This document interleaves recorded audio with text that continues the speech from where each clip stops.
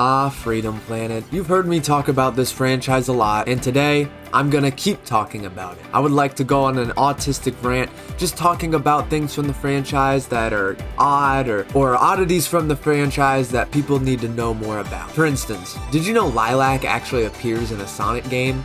A fan Sonic game, but still it's a Sonic game. I bet you didn't know that. She appears in Sonic After the Sequel, which is a Sonic fan game which takes place after the sequel.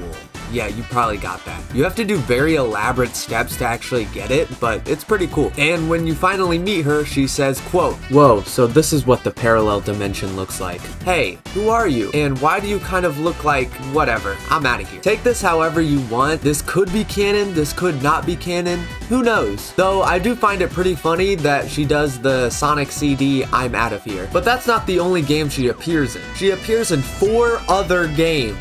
I know, crazy. The first one is called Rumbo, which is a game where you run and the color of the background determines the platforms, which is pretty cool. It's like a speedrunning type game. She appears as free DLC, and to be honest, her character does not fit the game's art style at all. But it's pretty funny, and it's fine. Then probably her most iconic inclusion is from a game called Indie Pogo, which is a Smash Bros-like game where you are constantly jumping. While researching this, I looked up the tier list for this game, and she's mid-tier. Literally in the exact middle tier. I hate everything. It's more of a party game than like a competitive fighting game, but it looks pretty fun. And she is kind of the mascot of the game. She's kind of front and center of the box art. And she appears along with Shovel Knight, which Shovel Knight at this point isn't even an indie game character anymore. He's got an amiibo, he's in Rivals of Aether, he's in Smash Bros, he's literally everywhere. And since Shovel Knight appeared in Rivals of Aether, come on, Rivals of Aether devs, please, please, I'm begging, please.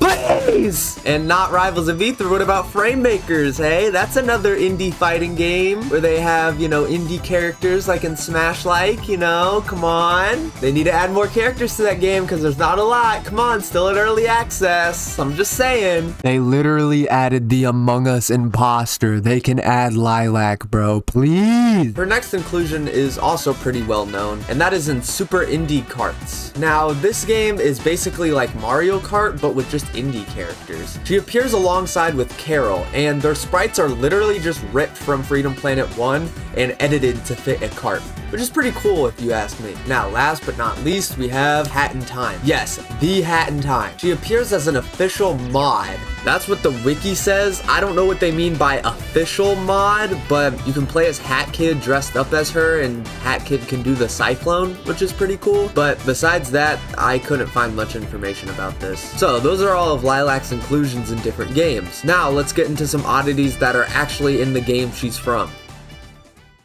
In Freedom Planet 2, on the bottom of the battle sphere, there's a character named Jeffrey. Yes, his name is Jeffrey. He goes on these crazy elaborate stories about how his father was a demon king who killed everyone and has crazy powers, and then he gave him the powers and yada yada yada. It's a generic anime plot. There's no way this stuff is actually true. Like seriously, look at some of the stuff that he says. Is it thanks for me for bringing down the ferocious sky dragon with one swift kick of my maximum velocity laser boots? Please, no thanks is necessary. Not from the one that I love. Yes, only you, my destined one, can be my bride. You ordinary customer girl of no sacrifice, and me, the son of the Demon King and treasure's hero, truly was meant to be. How about a quick smooch on your cheeks then? A handshake? Fair enough. Good day. Yeah.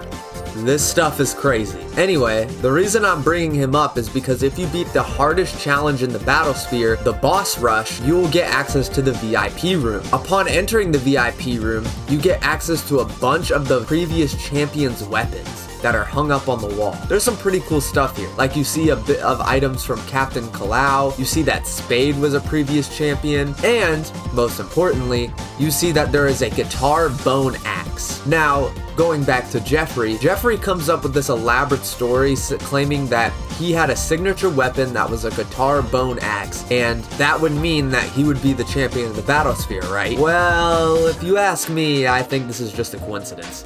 There's no way that this dude actually is the champion of the Battlesphere. I personally think that it's just a teaser for the next game. At least, that's what I want it to be. Now let's get into some obscure lore-related stuff. Have you ever wondered why Lilac wears those blue headphone thingies? Well, they're actually not headphones. Lilac is apparently born deaf, so these are hearing aids. Yes, those are some pretty big and elaborate hearing aids. I mean, those are some of the sickest hearing aids I've ever seen in my entire life. Apparently her having a hearing problem has something to do with her being a weaker water dragon compared to someone like Murga. I don't know if this is ever explained in the games. The only source I could find for this is on the wiki. So if there's any other source, please leave it in the comments because the only thing I can find is the wiki. What made you wear hearing aids? My Hearing. What the f you think made me wear Hearing aids. Said what made you wear Hearing aids. Obviously my Ears. Cyclone! Yo, Cyclone! really be dumb as Cyclone! is your brain located in your buddy? What made me wear Hearing aids. Professor Cyclone! Let me just take the Hearing off, bro. You prefer to be like this? You want to see face without the Hearing bro? I said what made me just wake up and just start saying dumb. What made you wear hearing aids. Yo, what is wrong with Cyclone!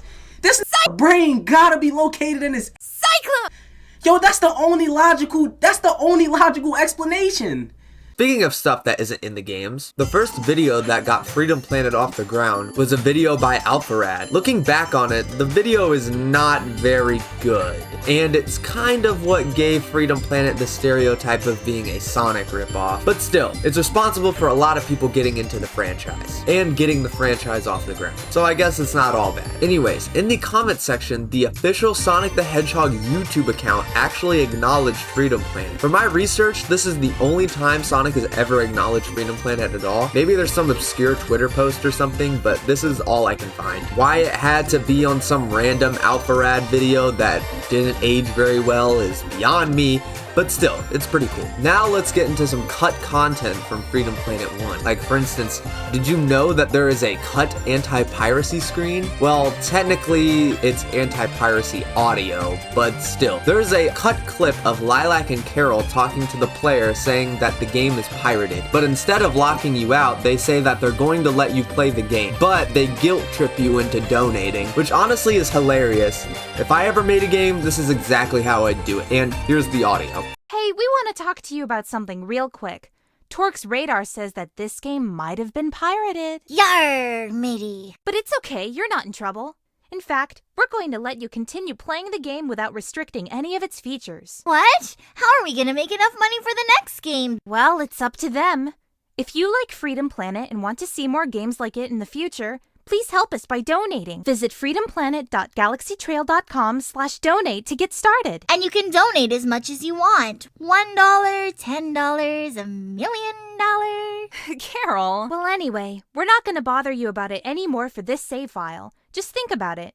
Your purchase matters. And as always, thanks for playing! Also, by the way, this audio never plays even if you do pirate the game. Continuing more cut dialogue, there is a fully cut cutscene from the game. In the cutscene where Brevin keeps Mila hostage, there is a cut interaction between them. In the game, the cutscene just plays out and they don't talk to each other. There actually was canceled dialogue between them, but it got cut. Why it got cut is beyond me, but here's the dialogue. Remove the device.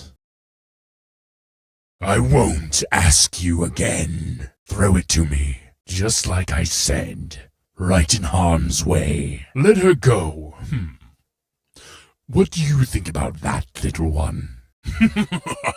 I guess she doesn't like you very much now.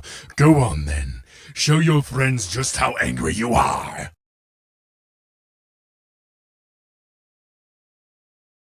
To be honest, I would have really liked to see this dialogue as it actually would have added more stakes to the story, but I can see why they cut it. It was mid-stage and they probably didn't want to interrupt the pacing. Now, there is a lot of cut dialogue in Freedom Planet 1. Like, a monstrous amount of cut dialogue. So much that I probably won't be able to go through it all in this video. So if you want to see more cut dialogue, check out the Avalis Archives Freedom Planet wiki. There's more of cut dialogue there. Now maybe I'll do a sequel to this video eventually, where I'll go over more cut dialogue, but this is some of the ones that are the most interesting to me. Now, let's get to some cut content from Freedom Planet 2. Now, this section contains massive spoilers for Freedom Planet 2. So you have been warned. If you want to skip to the timestamp shown on screen right now. You have been warned. Alrighty, in Freedom Planet 2, after you get the true final ending, you get the cutscene between Cordelia and saying that she is still alive. Now, if you ask me, I don't like that she's still alive. I think it kind of undermines Murga's character arc. But I'll get to that when I cover this game fully eventually. Anyway, there was supposed to be another cutscene that played after this. And that was supposed to be where Brevin shows up and Syntax sends out a final distress call, and Brevin gets the call and says, boot up all the ships, we're heading to Avalis. I'll play the cutscene here. Incoming distress call. Origin. Autonomous drone on the planet Avalis. Located in sector 1407. Threat level minimum. Last update 3 years ago. The fleet stands ready. Shall we proceed with the extraction, Lord Brevin? Attention, troops! Prepare for liftoff! Now, presumably he's heading to Avalis. I don't know why he wouldn't. But honestly, if this ends up being the plot of Freedom Planet 3 or Freedom Planet 2 DLC, I'm all in. I love Brevin. I like him more than Murga. He's awesome villain. Literally, he's everything a villain should be. So, I'm hyped for this. But, to be honest, I probably will have to wait another 16 billion years to play Freedom Planet 3, given the time both Freedom Planet 1 and Freedom Planet 2. Freedom Planet 1 came out in 2014, Freedom Planet 2 came out in 2022. So yeah, we probably have a lot of waiting to do. And that's the end of the video. This video was definitely shorter than what my usual videos are, but I didn't want to spend too much time on it, and I figured I'd get a video out there just for y'all to enjoy in between the massive wait in between the All-Star Bros review and the Freedom Fighters review. As I'm actually writing this, the All-Star Bros review isn't even out yet, so I don't even know if y'all even liked it. Hopefully y'all did, and hopefully it did well. But anyways, I'll see you in the next video. Peace.